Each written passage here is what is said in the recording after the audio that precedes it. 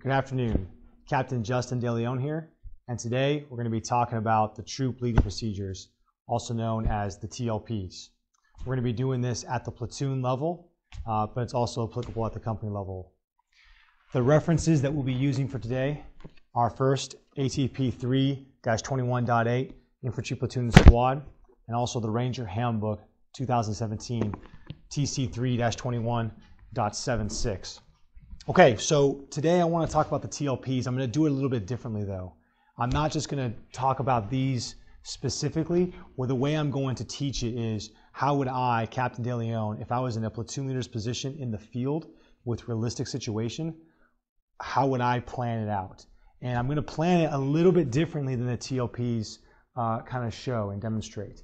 But I want you to see how I would do it, and I think it'll make sense. There's a couple of these that I do out of order, or I do them simultaneously, which I think is would think is acceptable. But I'll show you how I do it. So first of all, let's go over the TLPs real fast. First, we receive the mission, we issue our warno, we make a tentative plan, initiate movement, we recon the objective, we complete the plan, we issue our order, and then eventually we supervise and refine, as that leader on the ground. Okay, so I'm going to talk through though how I would do it if I was the PL on the ground. So the first step is not going to be any different. The first step is obviously receive the mission. Again, this is the TLPs. So one, I'm going to receive the mission. And this sounds like a very, very simple step, but there's actually a lot to it. And how you receive it and how you pertain the information that's provided to you is going to have a large effect on your operation. All right. So what I do when I go to receive the information is me, the PL, I bring my RTO with me. All right. So the people that I have going with this is the PL / the RTO. All right. And what I do is, especially if I want to make sure I'm getting a good understanding of the mission, I remove myself from the platoon, meaning I leave my platoon sergeant in charge. I leave him in charge of the platoon, all right, and I remove myself from that. I probably don't go outside of my security, but I go to a spot within the patrol base or wherever we're planning that no one can really find me. So I basically kind of try and hide, make sure that no one's coming to me for information, for guidance, for anything like that. Right now, while I'm receiving my mission, all of that should run through the platoon sergeant so I can stay completely focused on what I need to, and that's receiving this mission and receiving it properly. Okay. A lot of times when we're receiving a mission and we're about to go execute something, we're on a very, very tight timeline. Whether you're in Ranger School, you're in Cadet Command Advanced Camp, you're in some type of school where you're running operations, you're going to have a very short amount of time. Tight time constraints, right? So we have to try and find ways to hastily work through this operations order process. And it's likely that we're not going to be able to write everything down, but we need to be able to brief it properly so that our platoon can eventually have understanding and accomplish our intent on the battlefield.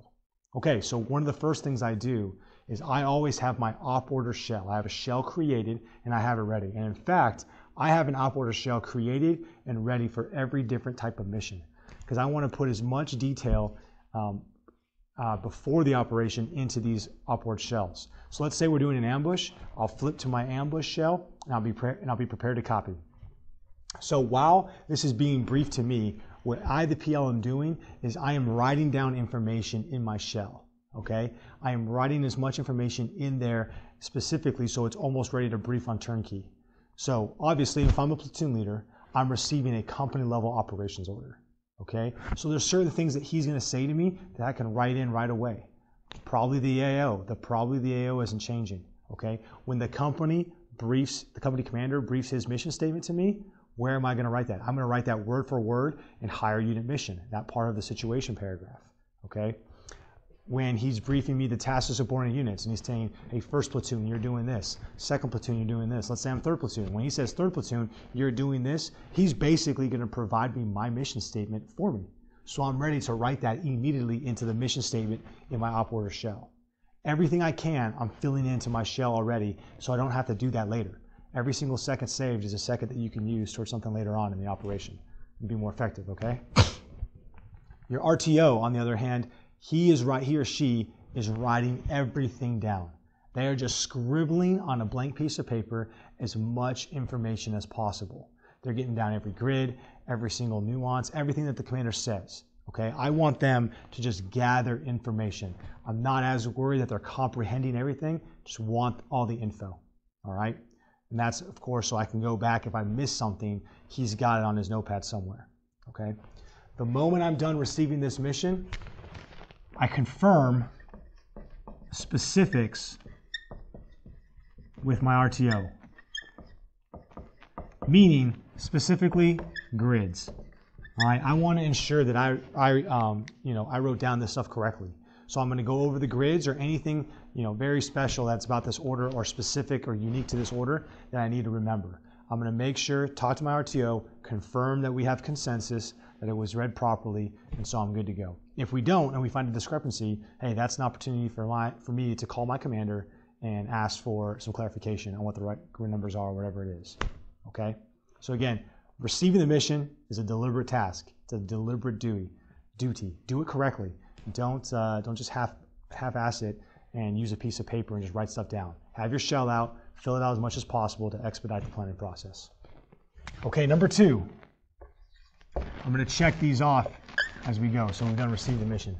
Number 2, a lot of times what people do, and what I want to get across here is, well, a lot of times what people do is they say, hey, the next step is issue warno, and they just jump in and try and kind of issue a warno real quick.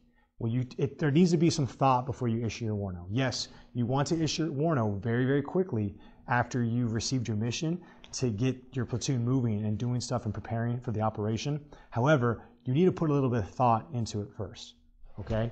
So the first thing that I do is I actually do a quick map recon. So once I've received my mission, I do a quick map recon. So that's actually kind of, taking care of this step of the TLPs right here. Okay. If I have the ability to do further reconnaissance later on, I will. But right now, at the very least, I need to do my map recon. And what I'm looking for, what I'm going to do is I'm going to plot my SP point or my current location. All right. I'm also going to plot my objective location. All right. I'm going to look at routes. And I'm going to look at major terrain. This does not take very long. Think about this. To plot 2 points, to look at some tentative routes, and to look at the major terrain features, I don't need more than 5 minutes. Okay, I'm not wasting a ton of time here, but I am taking a little bit of time to gain understanding and gain some situational awareness of where I'm going and what the objective is going to look like. All right, specifically, again, I want to plot this. I want to plot these, and really all I'm doing is, let's say here's my SP point, here's my objective. Let's say here's my map. I'm looking, hey, there's a mountain here. Okay, there's an LDA that runs this way, and I can either go south of this mountain or I can kind of go north of this mountain. Either way, I'm going to cross the LDA, and now I have some planning guidance. Now I can visualize it a little bit, and I realize, hey, both of these movements are about 800 meters long. So I can visualize the battlefield better by saying, hey, and this is all, I'm going to be moving through dense terrain. I'm going to cross an LDA for sure on the way to this objective. All right, hey, I looked at some routes and some major terrain features on the way. Either going north or south. Also, I can visualize on the battlefield now where my SP location is and my objective location is, and I have a general idea of how far I have to move. So I can kind of work into planning my timeline now. Those are things that you need to do in a quick map recon before you rush into that warno. It's going to help you. It's going to help you set your priorities straight. Okay, the next step that I do is I still don't quite issue my warno, because a very, very important part of your warno, needs to be your timeline. So I'm going to generate my timeline for the operation. This includes my execution timeline during the operation, but it also includes my planning timeline before I SP. All right. The biggest thing that I need to make sure I do here is that I backwards plan.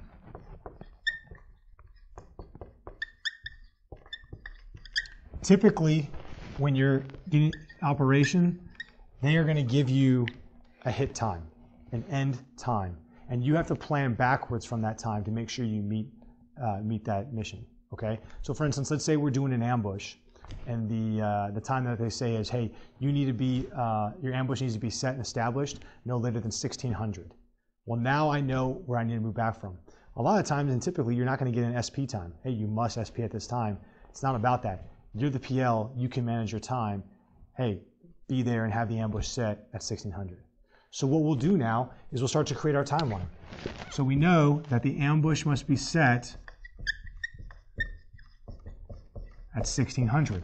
Well, now I can work back from this time and see what I need to do. So that means, hey, I need to leave my ORP at 1540 to set it in. Now, whether you think that's enough time or not is irrelevant. Let's not worry about that. But this is what I need to do. I need to plan all the way back. So that means my leader's recon is complete by 1525. And let's say I want to take, let's say right now, for instance, the time is 1200. I've got 4 hours for this operation. All right, let's say then I want my leader's recon to be at least 50 minutes. So leader's recon begins at 1435. All right, I move back from here. So I'm going to move all the way back to SP. And I realize, hey, I need a SP no later than 1330. Okay, so that means I need to brief my op board maybe at 1250. So op board brief at 1250, and I go from there. Maybe rehearsals are in here at 12, or at 1315. The point is now I realize, hey, I'm briefing at 1250. So I know I have 50 minutes to plan this. All right, and that sounds crazy, but if you utilize your platoon, you utilize the team to plan together, it's actually very doable. All right.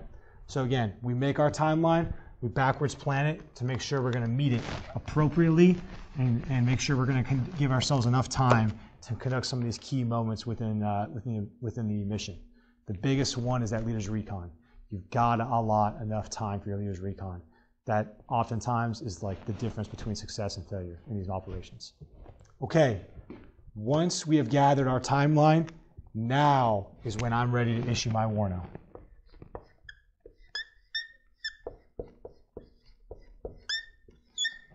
Okay, this is when I'm issuing my warno. And I've kind of started with this map recon and this timeline. I've basically made a tentative plan. So I'm check marking that as well. I'm really making my tentative plan here, okay? And then I'm going to issue that warno of what that looks like. Okay, so there's some key things that need to be in your warno. First of all, I'm going to say, in the Ranger Handbook, it gives you a good warno format. It also gives you a good format in 321.8, Infantry Platoon Squad. There are defined ones, all right? However, sometimes you don't have the time to push all that information out. Sometimes you only have a little bit of time. Here's what I would say minimum needs to be in your warno. All right, minimum, you got to have a piece of the situation. And specifically within the situation paragraph, things that you need to hit on is you need to hit on your AO, any major terrain that's going to affect you / weather, and you need to talk about the enemy. You need to talk about those 4 things that are going to affect your operation. And at this point in the warno, you don't need to go super into depth, but you need to give them a piece of it. So all you need to say is, hey, for terrain features, hey, our AO, we're going to be in the X-ray Gulf 1, 2, 3, 4 grid square. Major terrain features, just be cognizant of the fact that through this operation, we're going to be walking through dense vegetation, basically a forest at all times. There's one hilltop in the center of our AO, and that serves as key terrain. And just of note, no matter which route we take, whether we do choose to go south or north of that hilltop, we are going to have to cross one LDA. Boom, I covered some terrain. And now they have a picture of what the environment looks like. Weather, it's sunny today, see no issues, good visibility for us, good visibility for the enemy, nothing major there. Boom. Enemy, hey, we're expecting, once we get to the road to set in our objective, set in our ambush, we're expecting a 6 to 9 man team with AK-47s and RPGs, mostly conducting resupply operations. I'll give further detail in the op order. Boom, they have an understanding now of what they're preparing for mentally. Okay, quick situation paragraph, all right, of what that looks like. Okay? All right. Next, what we want to talk about is the mission statement. All right, so I want to go from here, and I want to go directly into the mission. And this is easy. It was already described to me when I was briefed the company op order. So I'm going to brief the mission, 5 W's, who, what, where, when, and why. Already done. I'm then going to brief a brief concept of the operation. And really what I'm going to do here is I'm going to brief my phases of the operation. And real fast, it's a summary, right? That's just a summary. Concept of the operation, phase 1 is ongoing, it's planning. It's going to end when we SP. Once we SP, we're going to be moving either north or south of this mountain to an ORP, either around here. All right, from there, we're going to be setting in on this road. The tentative grids where I'm looking to set in is this grid and this grid. Once we're done, then we'll move back to the patrol base, and we potentially will have follow-on operations, okay? I'm thinking the patrol base is going to be in this location, in this general area. Okay, giving them a brief concept. Nothing crazy, nothing in depth, just so they have an idea. All right, that's it. Okay? And then you need to brief the timeline. This is one of the most important parts. We need to brief the timeline so everyone is understanding, okay, when and where they need to be. All right? And specifically on that, they need to know like when the op order is, when rehearsals need to be done, when SP is, so they have understanding. All right? And last, I'm going to put in here as well is any tasks that you want to be given, that you want to give out, tasks that you want to provide. So when I say tasks, things that you want people to be working on. I want Assault 1, I want you to be rehearsing EPW search. All right? Hey, Assault 2, I want you to be working on aid and litter. Security Squad, I want you to supply me with one team to begin working on my terrain model. Giving out all those tasks, and we're going to talk about some of those here in a second. But those are key that you want to put out in that area of the op order. Okay? Again, if you have a warno that includes these, it's going to give out that information that your platoon needs to start necessary movement. Okay? So once the warno finishes, now we're initiating movement, and that's starting. And now we go on to completing the plan and start working that process. Okay, so the next step that I do is I start getting people moving. All right? Again, I gave these tasks out in the warno, but this is what it looks like. Now I'm going to number them, but really a lot of these are happening simultaneously. And I'll kind of point out here in a second. So first of all, is I'm going to assign a terrain model team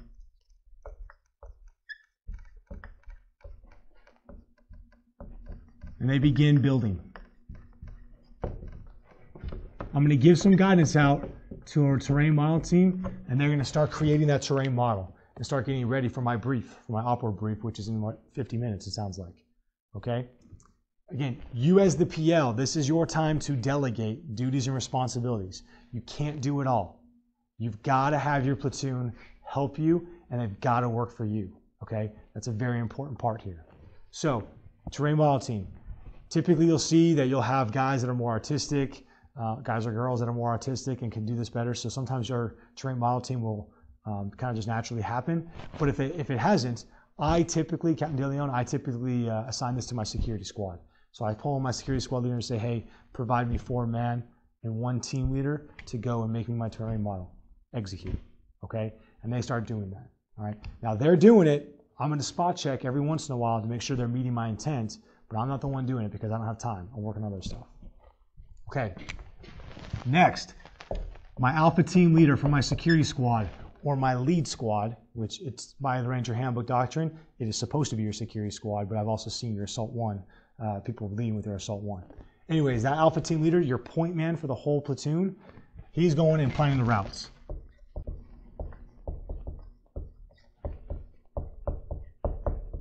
All right, so he's planning your routes. So again, like what I'll do is I'll take the map out, and I kind of showed you the route my route thought here. I'll do that to him. I'll say, hey, there's this hilltop. We can move south of it. We can move north of it. What I want you to do is basically build the routes moving south, build the routes moving north, call, whatever one you assess is the best, call it the primary, the other one call it the alternate, and I'll confirm, I'll validate that makes sense. Okay? But the point is don't plan your own routes. Yeah, you can have some influence on which one you want your primary and alternate, but let the alpha team leader plan it. He's the one that's actually going to be leading your platoon. The worst thing you can do as the PL is plan the whole route yourself, plan all the legs, plan the azimuths and the pace counts, and then hand it to your point man 10 minutes before SP. And now he's got to try and figure it out and lead the platoon there. Okay. Obviously, you need to be cognizant of it. You need to know it as well because the navigation of the platoon is ultimately your responsibility as the PL. But delegate that to your Alpha Team Leader, which means your Alpha Team Leader better be squared away. Can't just be some random dude. All right. Make sure he's just one of the top team leaders in the platoon. Okay. Additionally, what's going on here is your platoon sergeant and your medic are planning sustainment. They're planning paragraph 4.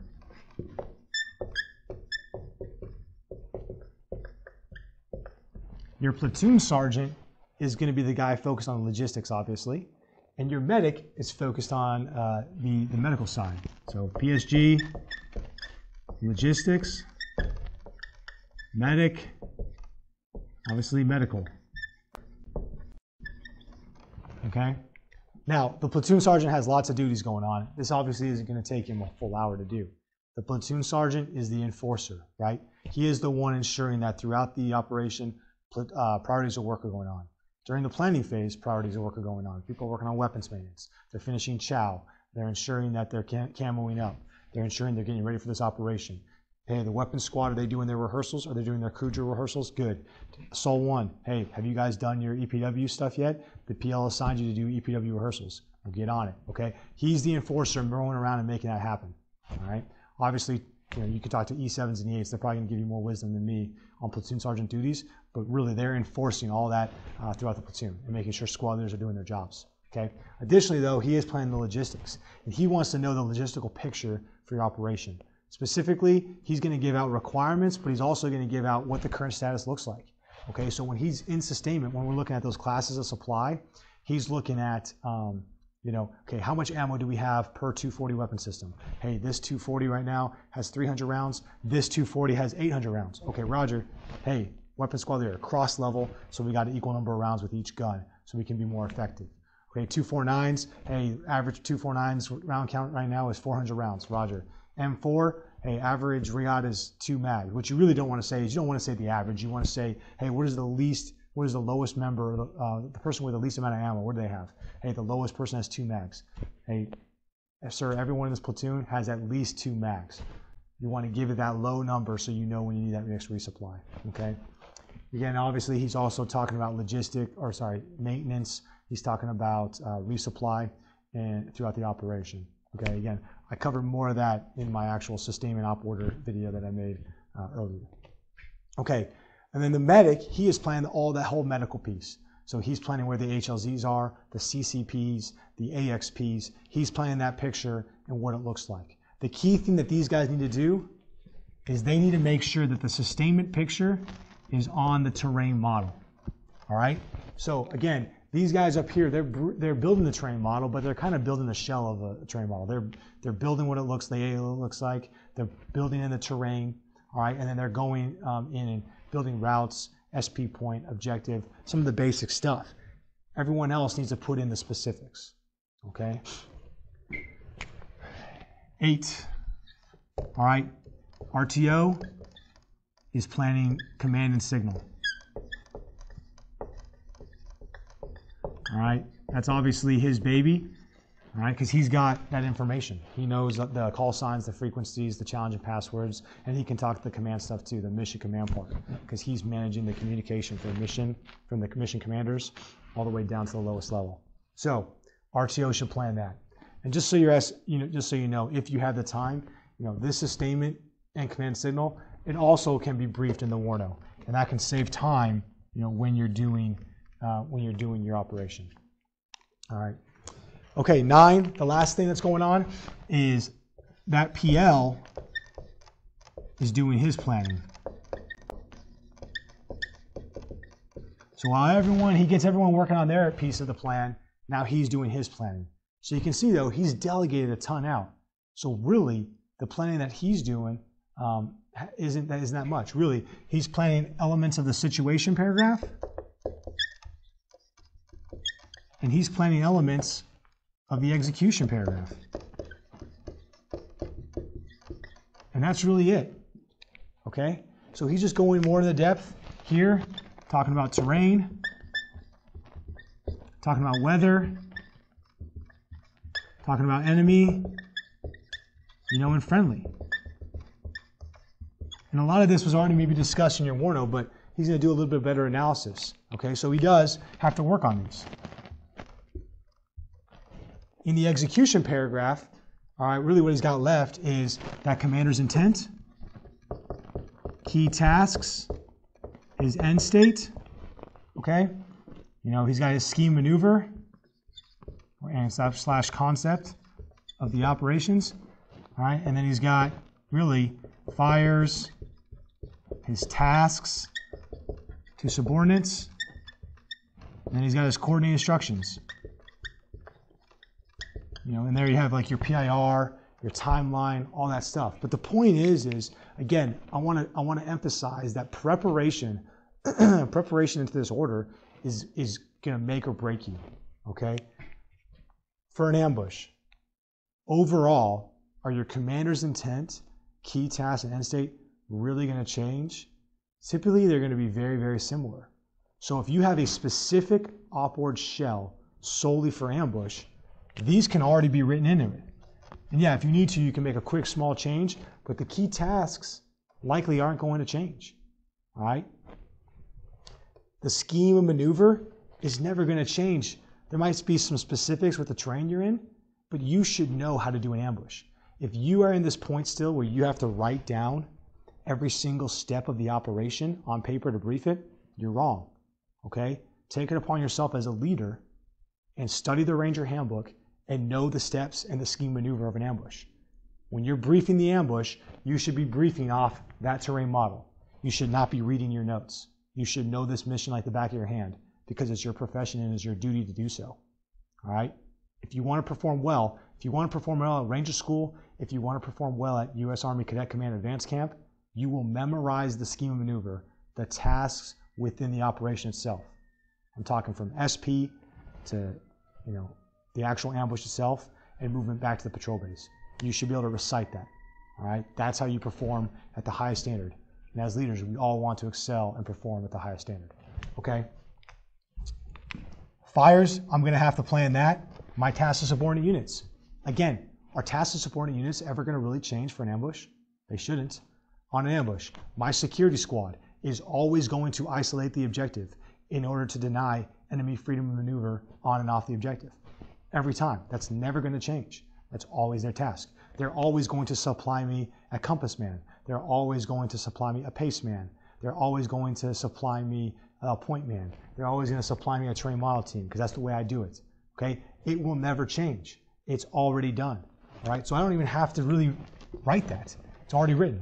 Coordinate instructions, I'm going to have to recite my PIR, which I got basically from the company level op order.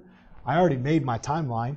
All right? And I might talk about reports and uniform a little bit, but there's not much there. If you think about it, really, you just kind of have to organize your concept of operation and kind of like make sure your scheme maneuver works with the terrain that you're in, and then write up your situation paragraph. All right? And just make sure that these three are good as well, your intent, your task, and your end state. I'm telling you, if you only have 45 minutes to train or to plan for an event or for an operation, and you get everyone else working for you, you don't actually have that much to do. 4 and 5 are taken care of. All right? So you're really, and paragraph 2 was written way long ago. And it was basically written as you were copying down the order in receipt of mission. So there's not that much to plan out. Don't get overwhelmed with it.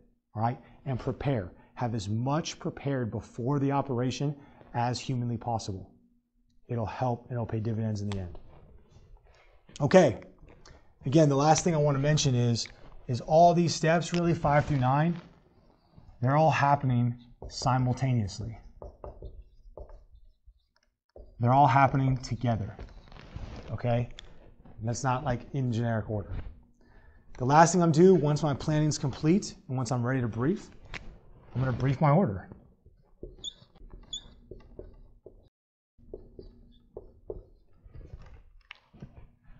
I'm going to brief the operations order, okay? And I'm going to brief it to my platoon off the terrain model, all right? If I'm blessed and fortunate enough to get some security, some additional security to my platoon area, I'll bring the whole platoon in and brief the platoon as a whole. All right. I can always ask and see if there's someone else in the area to provide me security. If not, then I'm obviously going to bring my squad leaders in, brief them, and they're going to have to disseminate from there. And there's some techniques on that, but either way is right. Just make sure you're briefing off the terrain model itself. Use the visual the best you can to brief that. Okay. Once we're done with this, we're going to do either a confirmation brief or a back brief. Oops. All right. So I'm going to make sure I do this to ensure that I am confident my subordinates have received this mission and have a shared understanding. So specifically, what I don't want to do, what you see all the time is, hey, random soldier, what's the mission statement? That doesn't help me know that my security squad knows their role in the operation. Okay, the point here is now go talk to your Assault 1 squad leader and say, hey, Assault 1, give me your overall task and purpose during movement and give me your overall task and purpose on the objective. Security squad, give me the same. All right, everyone do that, and talk through, hey, if we come into contact at this point, what's our contingency? Make sure that everyone just understands their roles and responsibilities during movement and action on the objective, and how those roles and responsibilities collectively meet into your platoon leader's intent, to your level of intent. Okay? Ensure that happens. We are then going to have rehearsals. All right, which there's a lot of different ways to do rehearsals effectively. Okay? Obviously, if you don't have security around you, your platoon just can't get up and do a complete walkthrough. Now, we already tasked some elements to do rehearsals. The weapon squad was probably doing crew drills. We're doing aid and lit or EPW rehearsals. This rehearsal pertains to the platoon as a whole, the movement and the actual actions on the objective of your platoon. A great way, there's tons of ways to do it. You can do rehearsals over the radio where everyone talks their piece. A great way to do it is to do it on the terrain model itself, where squad leaders, the PL and the platoon sergeant are actually moving icons and talking their part through it. So for instance, the PL says, okay, we just moved to the ORP and we're establishing the ORP. Security squad, talk me through your steps. And security squad, if we're doing a hasty ORP, is like, all right, at this time, we'll consolidate to the center and begin prepping men, weapons, and equipment on the battlefield. I'm going to start moving radios here. I'm going to start applying face paint, ensuring that we're blending into our environment. Okay, good. Assault 1, what are your actions at the ORP? Well, we're going to move in from the 6 and occupy on the left-hand side of the ORP. From there, we're going to begin doing blah, blah, blah. Okay, once we're done with the ORP, okay, at this time, leaders recon, security squad leader, since you're the leader of that, or whatever, whoever it is, talk me through what we're going here.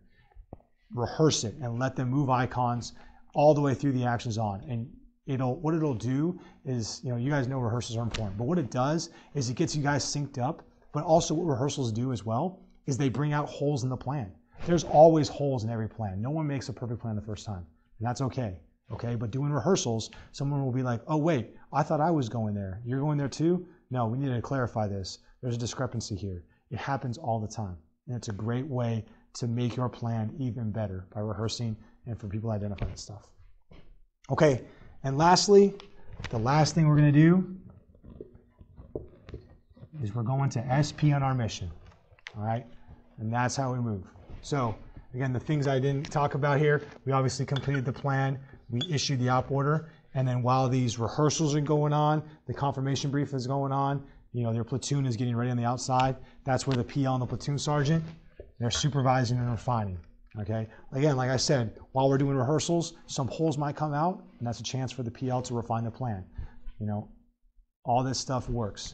So again, this is kind of the way I do it. This is the way I think, and this is the way I do it. You're meant to put some thought in before that warno. Don't just rush and put out your warno right away because that's what the TLP says to do. You need to put a little bit of thought into it. Okay. Now, you got to get the warno out quickly, because you want your platoon to have the information, but don't go at the expense of not creating understanding. Again, 5 minutes to do a quick map recon and gain some understanding.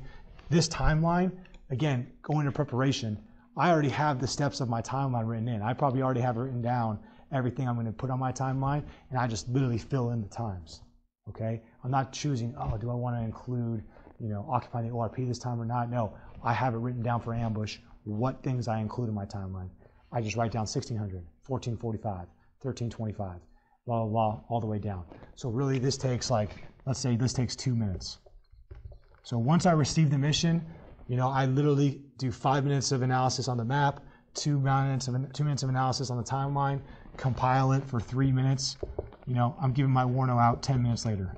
A total for 10 minutes later after receiving the mission. That is still quick enough that we're giving out a good warno in a timely way, but I have some good information and I can really build a good warno quickly that's going to get out the stuff that I need to make sure that everyone's moving on where they need to move.